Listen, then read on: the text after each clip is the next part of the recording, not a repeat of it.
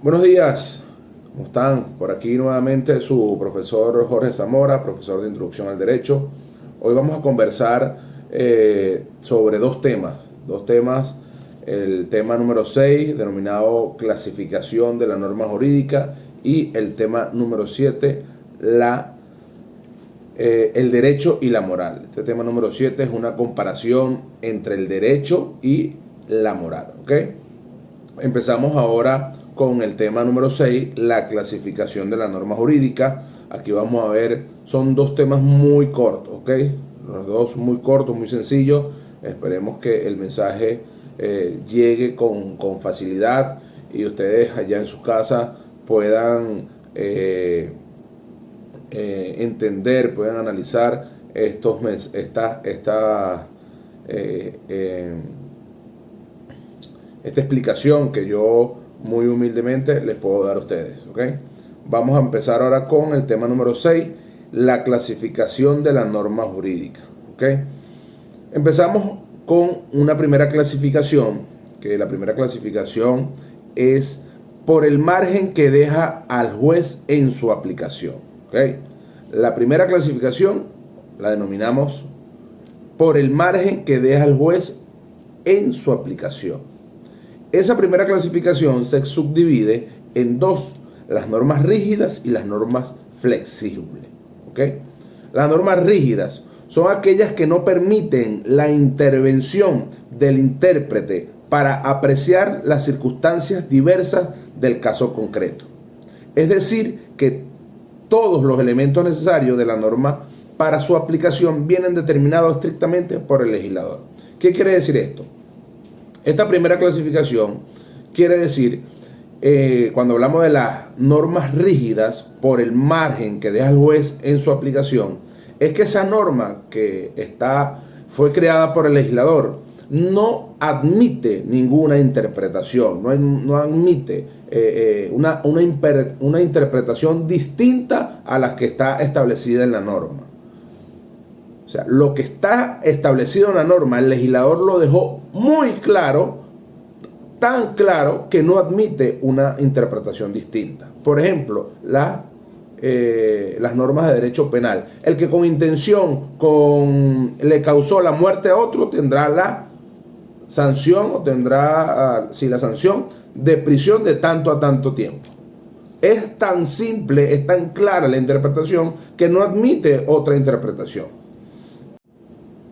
Y las normas flexibles son aquellas en las cuales los requisitos o efectos de la norma se generalizan tan elásticamente que al aplicarse se pueden adaptar a las circunstancias del caso concreto. Las normas permiten la intervención de intérpretes cuya voluntad ocurren a determinar el contenido de la norma. ¿Qué quiere decir esto? Que estas normas son, sí, admiten interpretaciones distintas a lo que está establecido en la norma, pudieran buscar una solución distinta a lo que está establecido en la norma.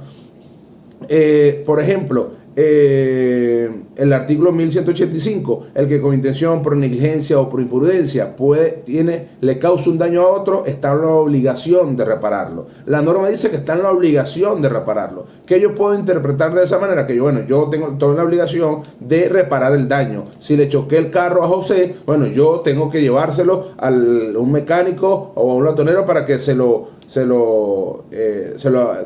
repare el daño. Pero pudiera darse el caso que también le pudiera yo indemnizar económicamente a José por el daño causado y él que él repare ese daño. O sea, existe la manera, esta norma te establece o te da la posibilidad de que tú admitas o la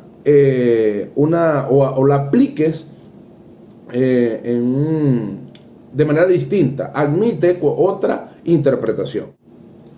Segunda clasificación de la norma jurídica o de las normas jurídicas pudiéramos tener por el ámbito territorial de su aplicación. Segunda clasificación por el ámbito territorial de su aplicación.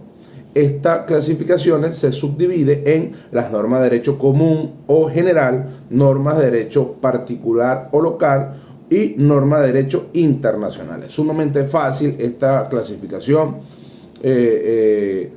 Está por el ámbito territorial de su aplicación, quiere decir es las normas territorialmente hablando, cómo las aplicamos o dónde se aplica. Las normas de derecho común o en general son aquellas que tienen aplicación en todo el territorio nacional. Por ejemplo, la Constitución Nacional, el Código Penal, el Código Civil, son normas que se aplican en todo el territorio nacional. Las normas de derecho particular o local son aquellas que tienen aplicación en partes del territorio nacional. Por ejemplo, la Constitución del Estado Anzoátegui, la Constitución del Estado Anzoátegui, o cada estado tiene su constitución, solamente es una norma que es aplicable, se puede aplicar en el territorio del Estado Anzoátegui. Las ordenanzas municipales también son normas creadas por el Poder Legislativo municipal, son normas que solamente se pueden aplicar en el territorio del municipio. ¿Okay? Nosotros aquí, un ejemplo, en la zona norte del estado, tenemos 4 municipios que convivimos. ¿Okay? Entonces allí pues, se pudiera dar un caso que las normas o las ordenanzas municipales del municipio Bolívar son distintas a las ordenanzas municipales del municipio Sotillo. Eso quiere decir que solamente las ordenanzas municipales se aplican en cada territorio del municipio, son totalmente distintas. Y las normas de derecho internacionales son aquellas que van más allá del ámbito nacional. Son aquellas que se aplican en el territorio nacional, van más allá, pueden ser en el territorio nacional y que van más allá. Por ejemplo, los tratados internacionales. Ahora tenemos una tercera clasificación que es por el ámbito objetivo de su aplicación. Anteriormente era por el ámbito territorial de su aplicación y ahora por el ámbito objetivo de su aplicación. ¿A quiénes van dirigidos? ¿Okay? Esto quiere decir a quiénes van dirigidos. Normas, esta se subdivide en las normas de derecho general y las normas de derecho especial. Las normas de derecho general son aquellas que rigen todas las relaciones entre los particulares. Son normas más amplias, más generales. Estas normas generales son aquellas que van dirigidas a todos los ciudadanos, a todos los particulares. No tiene ningún tipo de distinción, no tiene ningún tipo de algo especial o va dirigido a alguien especial o a un grupo especial. Van a todos los ciudadanos, a todos los particulares. Por ejemplo, la Constitución Nacional es una norma que va dirigido a todos los venezolanos. El Código Penal es una norma que va dirigido a todos los venezolanos. El Código Civil es una norma que va dirigido a todos los venezolanos, va dirigido a todos los particulares, a todos los ciudadanos. En cambio, las normas de derecho especial son aquellos que rigen alguna de las relaciones entre los particulares, relaciones que ameritan ser tratadas más detalladas, en forma más específica, dictándose estas normas que se ocupen de esa parte de la actividad humana que constituye un derecho especial frente al derecho general. Por ejemplo, la ley de la LOGNA, la ley de protección del niño y adolescente, va dirigido no a todos los venezolanos, va dirigido a un grupo especial. Eso va a regir, va a buscar a ordenar, a buscar poner orden a ese grupo que es a la protección del niño y adolescente. Como dice aquí, son algunas relaciones que ameritan ser tratadas más detalladas. El tema de la protección del niño y adolescente amerita ser tratada más detalladas, ¿no? El Código Civil no abarca todo, entonces se creó una nueva ley especial para que amerite tratar de manera más detallada esa materia. Por ejemplo, también la ley de violencia contra la mujer, el Código Penal establece ciertos delitos allí, pero necesariamente con el Poder Legislativo o la sociedad se sintió en la necesidad de crear una nueva ley más especial, más detallada contra la violencia que existía contra las mujeres. Entonces allí estamos hablando de una norma de derecho especial. Hablamos de por el margen que deja el juez en su aplicación, hablamos por el ámbito territorial y hablamos por el ámbito objetivo de su aplicación. Ahora vamos a hablar por su eficacia en relación al tiempo. Por su eficacia en relación al tiempo. Allí tenemos las normas de derechos permanentes y las normas de derechos temporales. Las normas de derechos permanentes son aquellas que no tienen establecido el periodo de duración. En consecuencia, van a estar vigentes van a estar vigentes de modo permanente hasta que llegue una nueva norma y la derogue. ¿Okay? Cuando nosotros, no sé si hablamos en temas anteriores, creo que sí, hablaba de cuando se crea una norma. Cuando se crea una norma, puede crearse de manera permanente o se puede crear de manera temporal. Cuando no existe, en el momento de la norma, no se estipula un tiempo establecido de vigencia de la norma, es una norma permanente. Va a estar permanente hasta que otra venga y la derogue. Sí, creo que hablamos que hablé que con respecto a que no es que si esa persona que la creó o en ese momento esa persona, ese consejo legislativo o ese poder legislativo que la creó pasa y cambia y viene otro poder legislativo y esa norma crea, no, esa norma muere, no, esa norma va a estar vigente hasta que venga otra y la derogue. Entonces, las normas de derechos permanentes son aquellas que no tienen tiempo establecido, son aquellas cuando en el momento de su creación no tienen tiempo establecido y van a estar permanentes hasta que venga otra y la derogue. Y las normas de derechos temporales son aquellas que ya tienen prefijadas el tiempo durante el cual van a estar vigentes. Le dije anteriormente, si no existe un tiempo, va a ser permanente. Pero si yo, poder legislativo, creé una norma y le puse o le prefijé un tiempo establecido, ya sabemos que esa norma va a estar vigente desde su momento de su publicación, entrada en Gaceta Oficial, hasta el tiempo que se le estableció. Entonces es una norma de derecho permanente por su eficacia en relación al tiempo. Ok, continuamos entonces con la siguiente clasificación, que es según la sanción. Okay. Aquí tenemos las sanciones o las leyes, o las clasificaciones, las leyes perfectas, leyes menos que perfectas, leyes plus o más que perfectas y leyes imperfectas. Lo van a conseguir en latín, pudiera conseguirlo si los que lo vayan a investigar, leyes perfectae, leyes minusquam perfectae, leyes plusquam perfecta y leyes imperfectae. El latín, disculpe mi mal latín, ¿no? Pero aquellos que van a investigar más allá, bueno, lo pudieran conseguir en latín. Pero es leyes perfectas, leyes menos que perfectas, leyes más que perfectas y leyes imperfectas. Esta clasificación establece o es debido a las sanciones. Esa clasificación esta clasificación es según la sanción. Las leyes perfectas son aquellas que para el caso de ser violadas establecen como sanción la nulidad del acto violatorio. ¿Okay? La nulidad que llevó a que se violara esa ley, o a la nulidad del acto que llevó a que se violara esa ley. En este caso, el artículo 44, un ejemplo, establece, el artículo 44 del Código Civil establece que el matrimonio en Venezuela tiene que ser con un hombre y con una mujer. El matrimonio válido en Venezuela es con un hombre y una mujer.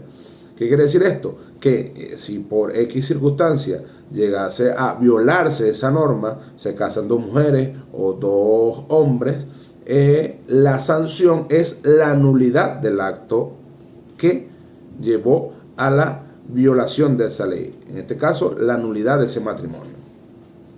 Las leyes menos que perfectas son aquellas que establecen como sanción para el caso de ser violada un castigo para el transgresor. ¿ok?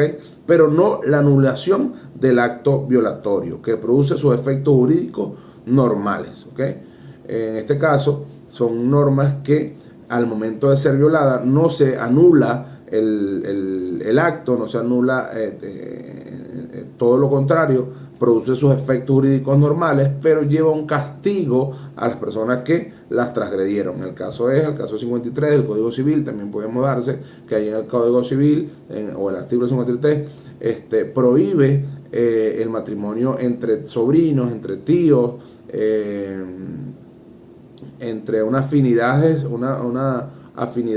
de algunas afiliaciones por afinidades, no recuerdo bien, pero en este momento ella las prohíbe y sanciona, pues. Pero el matrimonio o el acto jurídico produce sus efectos normales, no se anula el matrimonio, sino que le da como castigo, trae como castigo a las personas que lo transgredieron.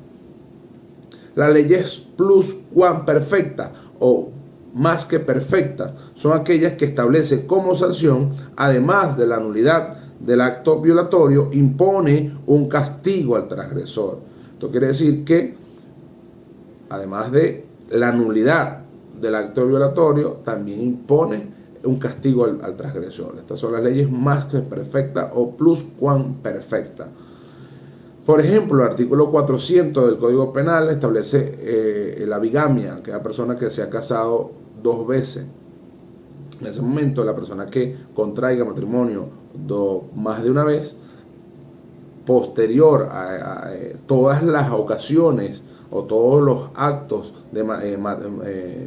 que contraiga matrimonio posterior al primero, todos van a ser anulados y además de eso va a ser castigado, tiene una sanción también, ¿ok? Tiene un castigo. Y las leyes imperfectas son aquellas que no están provistas de sanción en caso de ser violadas. Esta ley la establecen en el temario, que la estudiamos, pero es una clasificación que no tiene ningún tipo de sentido. No existen estas leyes imperfectas porque uno de los elementos fundamentales de la norma es la sanción también. En el momento de incumplirla tiene que tener una sanción o el carácter de obligatoriedad. Si tenemos unas normas que no tienen o no está prevista de una sanción al momento de ser violada, no van a tener ningún tipo de carácter de obligatoriedad, porque las personas las van a cumplir si las quiero cumplir, y si no las cumplo no tengo ningún tipo de sanción.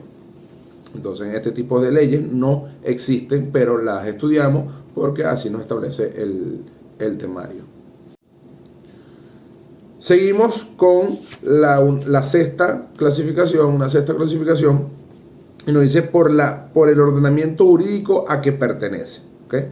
Aquí tenemos las normas nacionales y las normas extranjeras. ¿Okay? Las normas nacionales son todas las que pertenecen a un ordenamiento jurídico de un país determinado y son de obligatoria aceptación dentro del territorio del país. Muy simple, creo que no cabe mayor explicación. Normas nacionales son aquellas que pertenecen a un ordenamiento jurídico de un país, y las normas extranjeras son aquellas que no forman parte de un ordenamiento jurídico de un país. Por ejemplo, las normas jurídicas que pertenecen a nuestro territorio de la República Bolivariana de Venezuela son las normas nacionales, y las normas que pertenecen al país de Colombia son normas extranjeras, no pertenecen a nuestro territorio venezolano, a nuestro territorio o a nuestra nación. Y las normas de derecho uniforme, también dice aquí, son aquellas que rigen dentro de 2 o más países por un determinado interés a través de tratados internacionales. Existen tratados internacionales que hablamos, esos son normas que van a buscar o a regir entre 2 o más naciones, se rigen entre 2 o más naciones. Entonces, normas de derecho uniforme son aquellas que van a regir o van a hacer, de una u otra manera a ordenar las relaciones entre 2 o más países, 2 o más naciones. Seguimos con la segunda comparación entre el derecho y la moral y hablan de la interioridad de la moral y la exterioridad del derecho. Nos vamos otra vez a unos temas atrás cuando hablamos de otro elemento fundamental del derecho objetivo, que es la exterioridad. ¿Por qué existe o por qué el derecho tiene ese elemento de exterioridad? En ese momento hablamos que el derecho tiene que exteriorizarse. ¿Okay? Si yo pienso que voy a robar un carro, me voy a robar un carro, estoy pensando, lo estoy maquinando, estoy diseñando mi plan, pero en ningún momento exteriorizo mi conducta, el derecho nunca va a venir a regular eso. ¿Okay? Entonces el derecho, la exterioridad del derecho, tengo que yo exteriorizar mi conducta para que el derecho venga a regular. Creo que eso está claro. Y la interioridad de la moral no le interesa, o a la moral, ¿por qué es la interioridad de la moral? Porque a la moral no le interesa el aspecto exterior de la conducta humana, no le interesa el exteriorizarse, le interesa el perfeccionamiento íntimo, interno del individuo, porque intenta conseguir el bien personal del sujeto, regulando los actos puramente internos. A la moral no le interesa la exteriorización de la conducta, a ella le interesa es que internamente ir mejorando y perfeccionando íntimo, de manera interna, al individuo. ¿Para qué? Para que ir mejorando su comportamiento, ir mejorando su comportamiento moral. Entonces, la moral es interna, o estudia la parte interna del individuo, y el derecho estudia o viene a regular la exterioridad o la parte externa del individuo. En el momento que yo exteriorizo mi conducta, es que viene el derecho a regular esa conducta. Otra de la tercera comparación es la autonomía de la moral y la heteronomía del derecho. Otro elemento que hablábamos, que vimos en el tema 2 del derecho objetivo, que es la heteronomía. La heteronomía es la ausencia de voluntad. ¿Ok?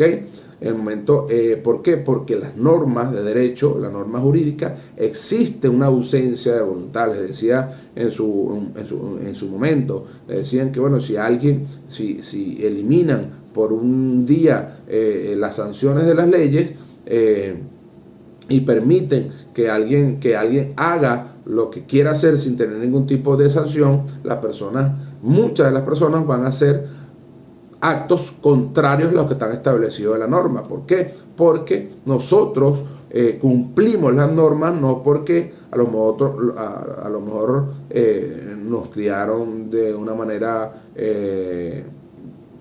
con principio, con respeto, cumpliendo las leyes, pero la ausencia de voluntad existe en la norma jurídica debido a que si nos permitieran hacer otras cosas, nosotros a lo mejor hacemos algo distinto a lo que establecen las leyes. Las millones de leyes que nosotros tenemos, seguramente nosotros por la mente se nos pasará que nosotros quisiéramos hacer algo distinto a lo que están establecidos en las leyes, pero no lo hacemos porque está establecido en la norma y nos va a acarrear una sanción, pero no es nuestra voluntad, existe una ausencia de voluntad, y que son esas normas creadas por alguien distinto a nosotros. ¿Okay? En cambio, la autonomía de la moral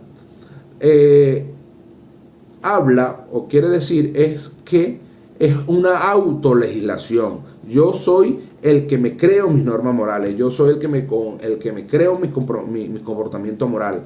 Yo, Jorge Zamora, Pedro Pérez, María Fernández, X, se están creando ellos mismos sus normas morales. Hay una autonomía de la moral. No tengo que yo permitir o esperar o que alguien ajeno a mi persona me cree mis normas morales. ¿Okay?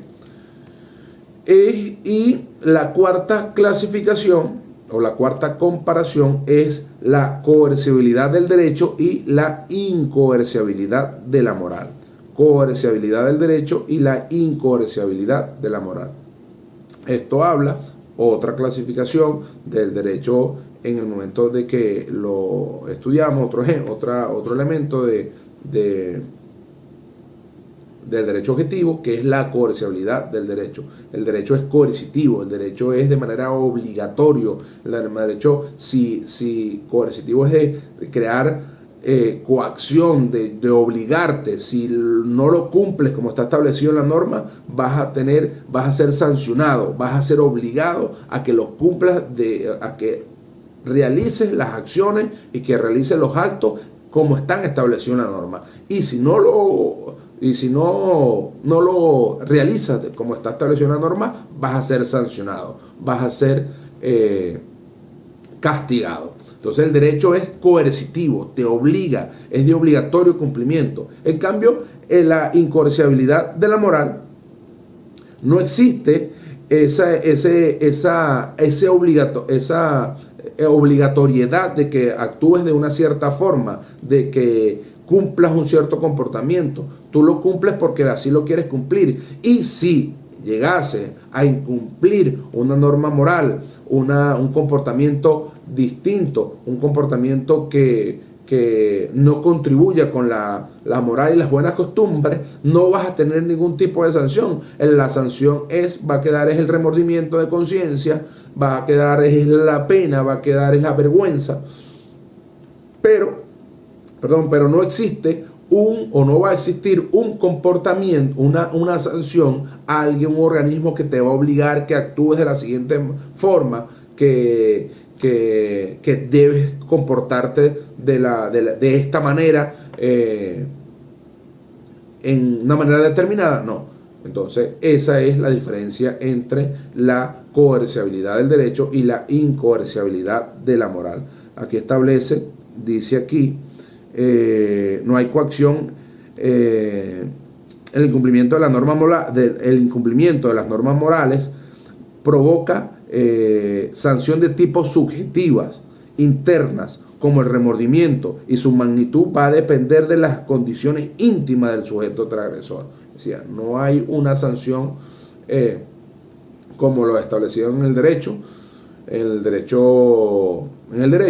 sino que es una sanción íntima, interna, remordimiento, la vergüenza, la pena. Bueno, con esto terminamos tema 6 y tema 7, sumamente cortos, como les dije. Vamos luego de esto nos ponemos de acuerdo cuándo vamos a realizar la evaluación, y nos quedaría pendiente el tema 9 y tema 10. Eso es todo, que Dios me lo bendiga y cuídense. Y bueno, ya vimos las 6 características por el margen que deja el juez en su aplicación, por el ámbito territorial de su aplicación, por el ámbito objetivo de su aplicación, por su eficacia en relación al tiempo, por la sanción, por el ordenamiento jurídico a que pertenece, y concluimos, y esta es una tarea para ustedes, la van a investigar, ¿ok? Por su jerarquía. Tenemos normas constitucionales, normas ordinarias o generales, normas reglamentarias y normas individualizadas. Esta la van a investigar ustedes, esta última clasificación. Importante que la investiguen, porque pudiera yo preguntarla en el examen también, como nota importante que yo pudiera preguntarla. Terminamos el tema 6 y empezamos con el tema 7. Sumamente corto. Si vieron que el tema 6 es corto, este es mucho más corto, ¿ok?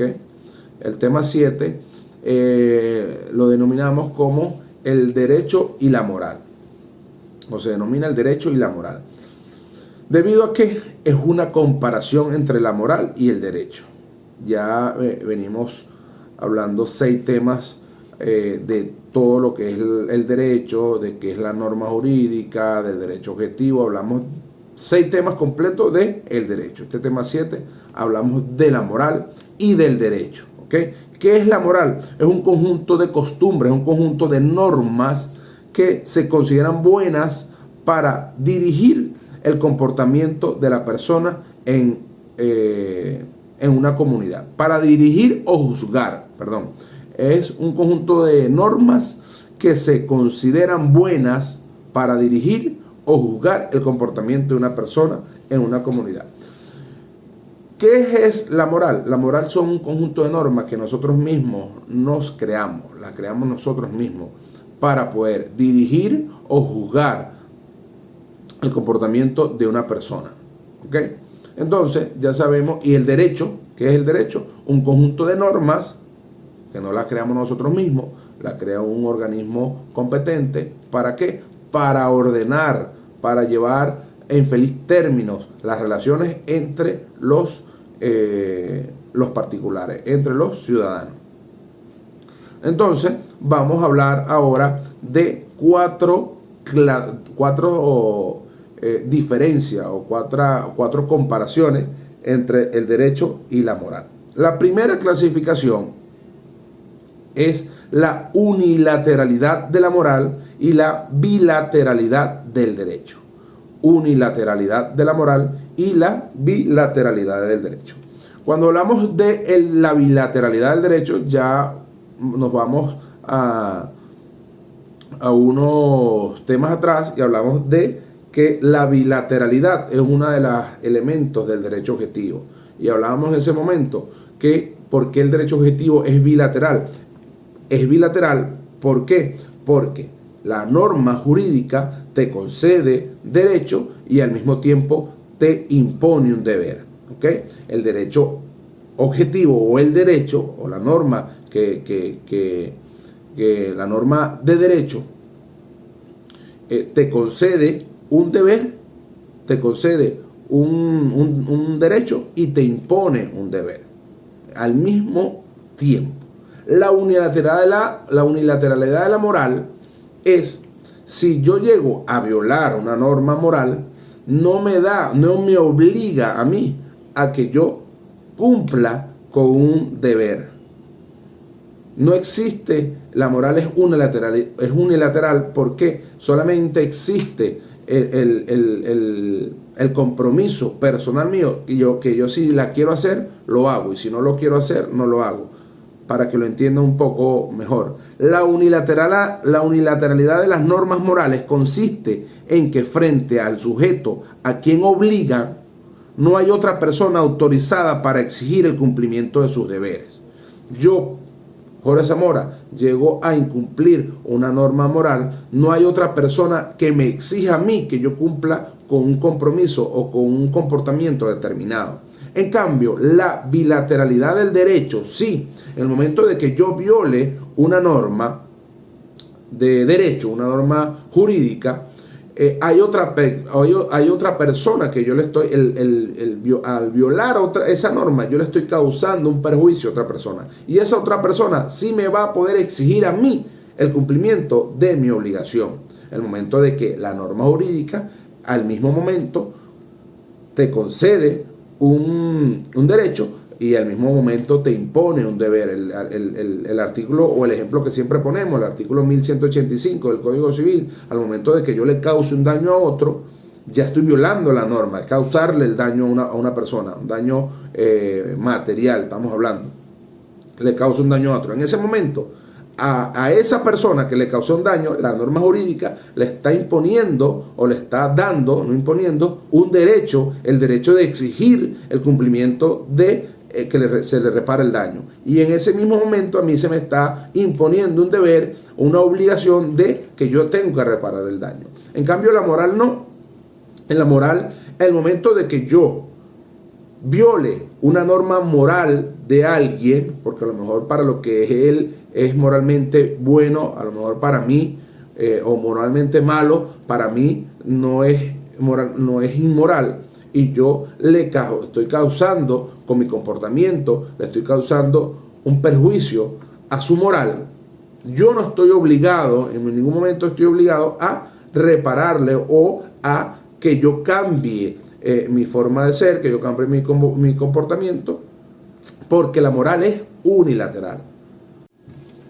Seguimos con la segunda comparación entre el derecho y la moral y hablan de la interioridad de la moral y la exterioridad del derecho. Nos vamos otra vez a unos temas atrás cuando hablamos de otro elemento fundamental del derecho objetivo, que es la exterioridad. ¿Por qué existe o por qué el derecho tiene ese elemento de exterioridad? En ese momento hablamos que el derecho tiene que exteriorizarse. ¿Okay? Si yo pienso que voy a robar un carro, me voy a robar un carro, me voy a robar un carro, me voy a robar un carro, me voy a robar un carro, estoy pensando, lo estoy maquinando, estoy diseñando mi plan, pero en ningún momento exteriorizo mi conducta, el derecho nunca va a venir a regular eso. ¿Okay? Entonces el derecho, la exterioridad del derecho, tengo que yo exteriorizar mi conducta para que el derecho venga a regular. Creo que eso está claro. Y la interioridad de la moral no le interesa, o a la moral, ¿por qué es la interioridad de la moral? Porque la moral no le interesa el aspecto exterior de la conducta humana, no le interesa el exteriorizarse, le interesa el perfeccionamiento íntimo, interno del individuo, porque intenta conseguir el bien personal del sujeto, regulando los actos puramente internos. A la moral no le interesa la exteriorización de la conducta, a ella le interesa es que internamente ir mejorando y perfeccionando íntimo, de manera interna, al individuo. ¿Para qué? Para que ir mejorando su comportamiento, ir mejorando su comportamiento moral. Entonces, la moral es interna, o estudia la parte interna del individuo, y el derecho estudia o viene a regular la exterioridad o la parte externa del individuo. En el momento que yo exteriorizo mi conducta es que viene el derecho a regular esa conducta. Otra de la tercera comparación es la autonomía de la moral y la heteronomía del derecho. Otro elemento que hablábamos, que vimos en el tema 2 del derecho objetivo, que es la heteronomía. La heteronomía es la ausencia de voluntad. ¿Ok? En el momento, ¿por qué? Porque las normas de derecho, la norma jurídica, existe una ausencia de voluntad. Les decía en su momento, les decían que bueno, si eliminan por un día las sanciones de las leyes y permiten que alguien haga lo que quiera hacer sin tener ningún tipo de sanción, muchas de las personas van a hacer actos contrarios a los que están establecidos en la norma. ¿Por qué? Porque nosotros cumplimos las normas, no porque a lo mejor nos criaron de una manera con principio, con respeto, cumpliendo las leyes, pero la ausencia de voluntad existe en la norma jurídica debido a que si nos permitieran hacer otras cosas, nosotros a lo mejor hacemos algo distinto a lo que establecen las leyes.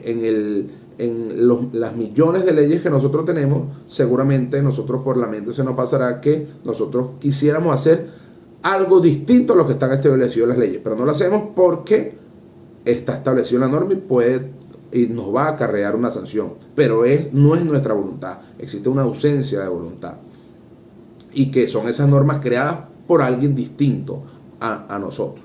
¿Okay? En cambio, la autonomía de la moral habla o quiere decir es que es una autolegislación. Yo soy el que me creo mis normas morales, yo soy el que me creo mi comportamiento moral. Yo, Jorge Zamora, Pedro Pérez, María Fernández, X, se están creando ellos mismos su normas morales, hay una autonomía de la moral. No tengo que yo permitir o esperar o que alguien ajeno a mi persona me cree mis normas morales. ¿Ok?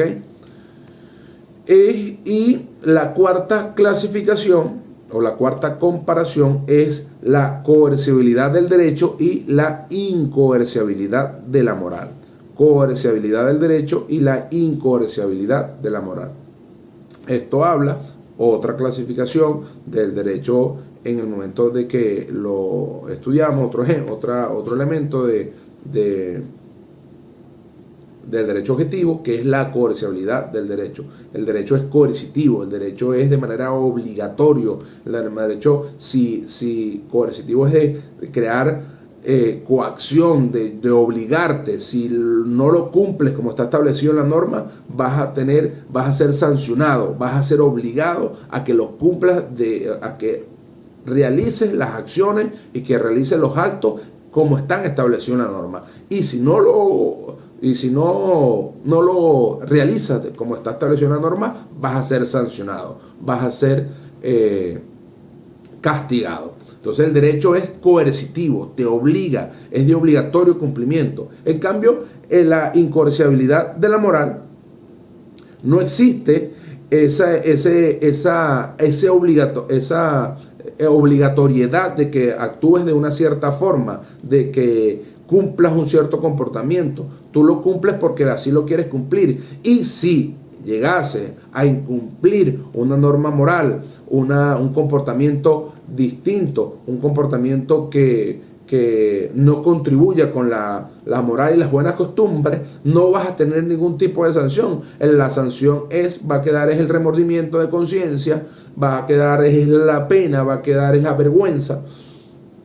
Pero no existe no va a existir un comportamiento, una sanción a alguien, un organismo que te va a obligar que actúes de la siguiente forma, que debes comportarte de esta manera, en una manera determinada. No. Entonces, esa es la diferencia entre la coercibilidad del derecho y la incoercibilidad de la moral. Aquí dice aquí, no hay coacción, el incumplimiento de la norma moral, el incumplimiento de las normas morales provoca sanción de tipo subjetivas, internas, como el remordimiento, y su magnitud va a depender de las condiciones íntimas del sujeto transgresor. O sea, no hay una sanción como lo establecido en el derecho, sino que es una sanción íntima, interna, remordimiento, la vergüenza, la pena. Bueno, con esto terminamos tema 6 y tema 7, sumamente cortos, como les dije. Vamos luego de esto nos ponemos de acuerdo cuándo vamos a realizar la evaluación, y nos quedaría pendiente el tema 9 y tema 10. Eso es todo, que Dios me lo bendiga y cuídense.